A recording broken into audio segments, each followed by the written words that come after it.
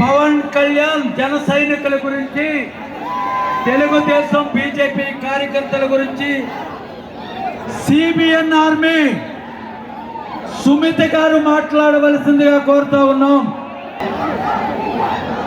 మేఘాలలో ఉప్పెనిలా పరిగెలెట్టే జన సైనికులకు, వీర మహిళలకు, తెలుగుదేశం కార్యకర్తలకు, వీరాభిమానులకు, బీజేపీ కార్యకర్తలకు ఇదే మా నమస్కారాలు. ఇక్కడ మీ అందరినీ చూస్తా ఉంటే ఆల్రెడీ ఇక్కడ ఎవరైతే ఎమ్మెల్యే అభ్యర్థిగా పోటీ చేస్తా ఉన్నారో ఆయన గెలిచినట్టు అనిపిస్తా ఉంది.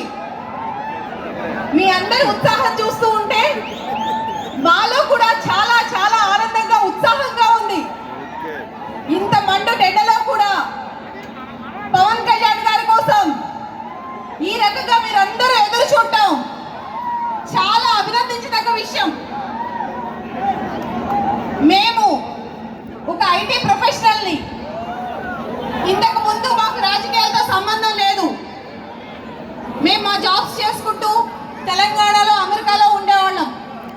ఎప్పుడైతే చంద్రబాబు నాయుడు గారు అరెస్ట్ అయ్యారో, ఏ రోజైతే పవన్ కళ్యాణ్ గారు బయటకు వచ్చి చంద్రబాబు నాయుడు గారికి మద్దతు తెలిపారో ఆ రోజు నుంచి మాలాంటి వాళ్ళందరం కూడా ఆంధ్రప్రదేశ్ కి మా అవసరం ఉంది అనుకుని మేమందరం వెనక్కి రావడం జరిగింది.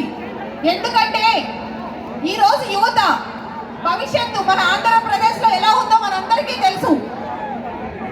యువతీ యువకులు ఎలాంటి ఇబ్బందులు పడుతున్నారో మనందరం చూస్తా ఉన్నాం. గత 4-5 సంవత్సరాల నుంచి మన రాష్ట్రంలో ఉన్న ఉపాధి అవకాశాలు మనందరికీ తెలుసు. ఒక రావణాసుడు 10 తలకాయలు రావణాసుడు మీదకి రామ లక్ష్మణ్ లాగా చంద్రబాబు